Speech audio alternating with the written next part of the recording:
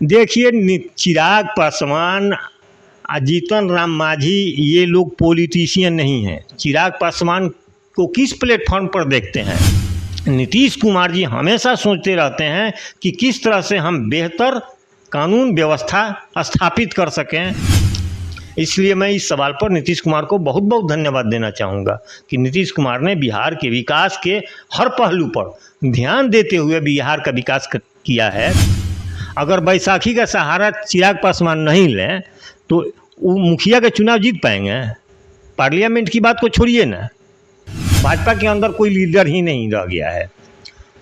भाजपा के अंदर बिहार में कोई लीडर अब नहीं है।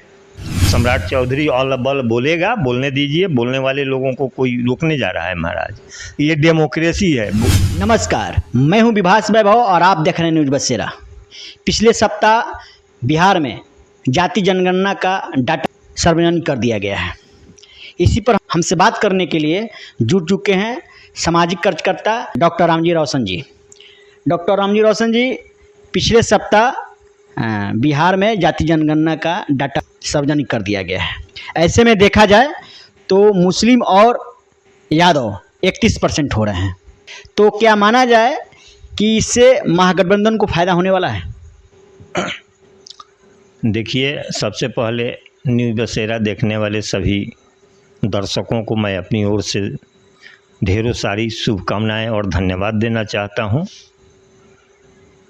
और आपका जो प्रश्न है, तो निश्चित तौर पे ये आरजेडी के जो 31% की जो बात आप कर रहे हैं यादव और मुस्लिम का, तो यह तो आरजेडी का बेस वोटर है, फंडामेंटल वोटर है। ये इसी वोट पर तो राष्ट्रीय जनता दल आरजेडी अभी तक अपना स्टैंड कायम किए हुए है।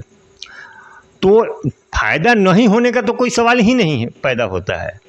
फायदा तो होना ही है, चाहे जैसे हो, ये कहीं जाने वाला नहीं है। ये हर हाल में आरजेडी के साथ है, राष्ट्रीय जनता दल के साथ है, लालू जी के साथ है और तेजस्वी जी के साथ है। इसमें कहीं से कोई शक नहीं है। अब रही दूसरी बात कि दूसरे भी लोग हैं जो नीतीश कुमार जी के वजह से आएंगे और यह वोट परसेंटेज 40% से ज़्यादा जाएगा। हमें उम्मीद है कि लबोलबा 50% इन लोगों का वोट रेशियो चला जाएगा, इससे कम नहीं जाएगा इस बार। तो क्या माना जाए कि बिहार से बीजेपी का सफाया हो जाएगा? निश्चित तौर पे मैं ये कह सकता हूँ कि बिहार से बीजेपी के सफाया होने का समय अब आ चुका है। इससे बेटर समय अब आने वाला दूसरा नहीं है। इसमें जो ये जो डाटा आया है जातीय जनगणना का, और जातीय जनगणना के आधार पे जो छोटी छोटी जातियाँ थी, कमज़ोर जातियाँ थी, वो जो नीतीश कुमार के साथ थी, पहले से भी कुछ आरजेडी के भी साथ थी, तो वो सब एकजुट हो करके, क्योंकि उन लोगों के अंदर भी अब जागरूकता पैदा हुई है। आज से 5 वर्ष पहले और 5 वर्ष बाद में हर लोग आगे बढ़ा है। तो बढ़ने का मतलब ही है कि लोगों के अंदर जागरूकता पैदा हुई है और उस जागरूकता का लाभ इस महागठबंधन को मिलेगा, भरपूर मिलेगा और बीजेपी का सफाया होगा। यह स्पष्ट बात है। बिहार के विकास में नीतीश कुमार के योगदान किस रूप में देखते हैं? बिहार के विकास में नीतीश कुमार का योगदान बहुत ही बेहतरीन है। नीतीश कुमार के पहले जो बिहार था, और छोड़ दीजिए दूसरे जगह की बात, अगर पटना शहर की को ही ले लीजिए, तो बरसात के दिनों में पटना शहर में इधर से उधर जाना बहुत मुश्किल काम था। कोई आ जा नहीं सकता था, कोई गाड़ी नहीं जा पाती थी, क्योंकि इसलिए कि सब जगह गड्ढा था, कहीं ऊंच था, कहीं नीच था। पूरा इसी तरह से पटना शहर बना हुआ था। नीतीश कुमार के आने के बाद सभी सड़कों का सही ढंग से निर्माण हुआ, ओवरफ्लाई का निर्माण हुआ, और उसके बाद जो गंगा एक्सप्रेसवे बना है, उससे और भी ज़्यादा सुंदरता बढ़ी है पटना शहर की। और गाँवों में, शहर की बात को छोड़ दीजिए, गाँवों में भी जितनी भी सड़कें हैं सभी सड़कें लबोलबाब बहुत अच्छी अवस्था में नीतीश कुमार का ही देन है कि हुआ है, अन्यथा नहीं हो पाता। तो किसी भी राज्य के विकास के लिए या किसी देश के विकास के लिए यातायात का विकास सबसे आवश्यक माना जाता है, शिक्षा का विकास आवश्यक माना जाता है। भले ही कुछ त्रुटियां हुई, कुछ गलतियां हुई शुरुआती दिनों में शिक्षा के क्षेत्र में नीतीश कुमार की तरफ से, लेकिन अभी फ़िलहाल जो इन लोगों ने एक नया सोच तैयार किया है एजुकेशन के सवाल पर, ये हमें लगता है कि बहुत ही बेहतरीन सोच है। इसमें बहुत योग्य शिक्षक लोग आएंगे और शिक्षा के क्षेत्र में बेहतरीन विकास होगा, इसमें कहीं से शक नहीं है। तीसरी बात है स्वास्थ्य के सवाल पर। तो पहले हॉस्पिटल सब जगह कहीं नहीं चलता था, कहीं डॉक्टर ही नहीं रहता था, लेकिन नीतीश कुमार के आने के बाद स्वास्थ्य के क्षेत्र में भी एक बहुत बेहतरीन विकास देखने को मिला है। सभी हॉस्पिटल में कम से कम डॉक्टर रहते हैं, रोगी पहुंचता है, लोग देखते हैं। शिक्षा के सवाल पर बच्चियां जो विद्यालयों में बहुत ज़्यादा संख्या में जा रही है, यह नीतीश कुमार का देन है। नीतीश कुमार के पहले बच्चियां विद्यालय की तरफ रुख नहीं करती थी, सोचती भी नहीं थी कि हमें विद्यालय जाना है, लेकिन नीतीश कुमार ने बच्चियों को विद्यालय जाने के लिए इतना ज़्यादा उत्साहित और प्रोत्साहित किया कि बच्चियों का तांता लग जाता है विद्यालय की तरफ जाने में। तो शिक्षा के क्षेत्र में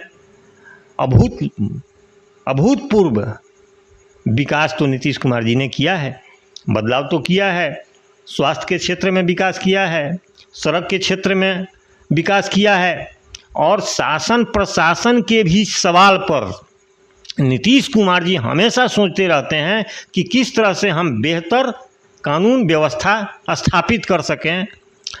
तो ये सब जो चीज़ है नीतीश कुमार की एक बहुत बड़ी उपलब्धि है, बहुत बड़ी देन है कि बिहार एक रास्ते पे आया है।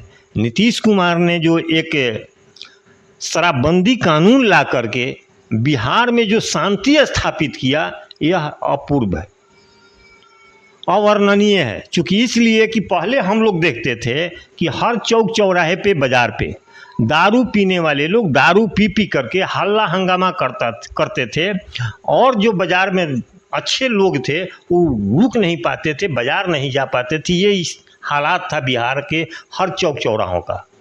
शराबबंदी लागू करके ऐसा कानून ला दिया कि अब कहीं कोई हल्ला गुल्ला शोर शराबा किसी भी चौक चौराहा पर नहीं हो रहा है, और हर मार्केट का अच्छी तरह से विकास हो रहा है। यह नीतीश कुमार का बहुत बड़ा उपलब्धि है, नीतीश कुमार की बहुत बड़ी देन है।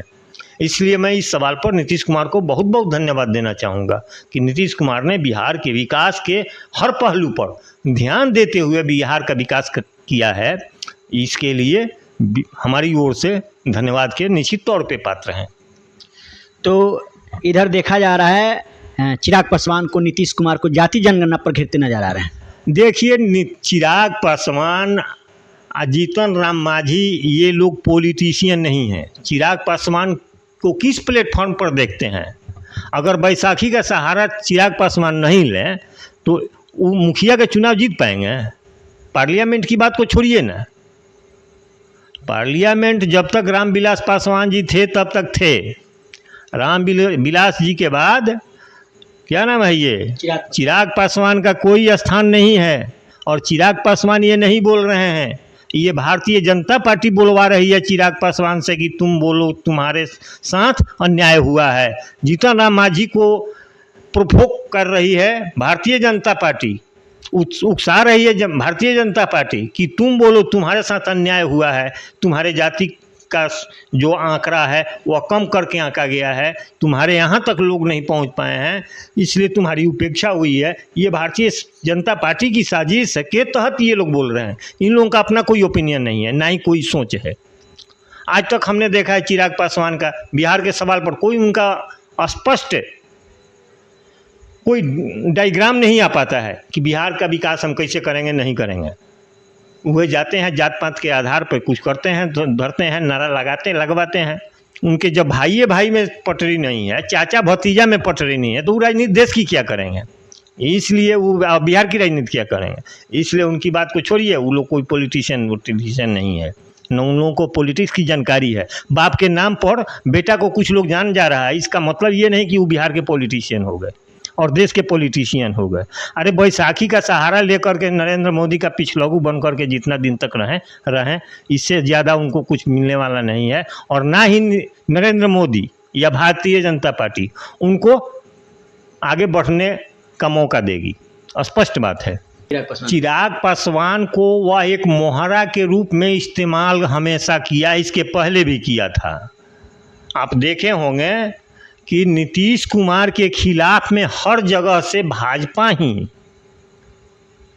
चिराग पासवान को प्रेरित करके उम्मीदवार दिलवाया था, इसलिए कि नीतीश कुमार एक छोटी पार्टी के रूप में आ जाएं और हम एक बहुत बड़ी पार्टी के रूप में उभर करके चले जाएं। वह पॉलिसी उसका नीतीश कुमार पर लग गया, चिराग पासवान एक मोहरा बन गया। चिराग पासवान के पास अगर समझदारी होती, थोड़ा सा भी समझदारी होती पॉलिटिक्स का, तो वह किसी भी स्तर से किसी भी कीमत पर भारतीय जनता पार्टी के साथ नहीं जा सकती थी। इसका मतलब ही है कि चिराग पासवान के पास राजनीति का कोई ज्ञान नहीं है, ABCD का ज्ञान नहीं है।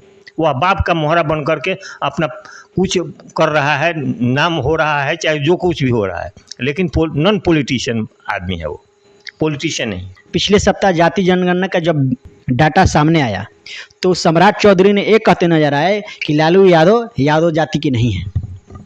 अरे सम्राट चौधरी का तो खुदे अपना कोई अस्तित्व नहीं है, न इधर का है न उधर का अब रह गया है। काहे कि वो देख रहा है कि जो जिस जाति से सम्राट चौधरी आता है, अब उस जाति के लोग भी उसको एक्सेप्ट करने के लिए, नीतीश कुमार को छोड़ करके उसको एक्सेप्ट करने के लिए तैयार नहीं है। तो अगर उस पॉलिटिशियन ही होता तो सम्राट चौधरी भाजपा को दिखाई देता। भाजपा के अंदर कोई लीडर ही नहीं रह गया है। भाजपा के अंदर बिहार में कोई लीडर अब नहीं है जो जिसके अंदर एक सही समझदारी, सही सोच और बिहार के सवाल पर एक परिपक्व राजनीति देने की बात भाजपा के किसी भी लीडर के अंदर नहीं है। इसलिए सम्राट चौधरी ऑल बल बोलेगा, बोलने दीजिए। बोलने वाले लोगों को कोई रोकने जा रहा है महाराज? ये डेमोक्रेसी है, बोलना ही तो सब औजार और सब हथियार लोगों के पास है। कुछ भी बोले कोई, हम भी कुछ बोलते हैं, उसी तरह से वो भी कुछ बोलता है। बोलने दीजिए उसको, बोलने से क्या हो जाएगा। चलिए, अभी सुन रहे थे रामजी रोशन जी का विचार। फिर मिलते हैं अगले वीडियो में, तब तक के लिए जय हिंद।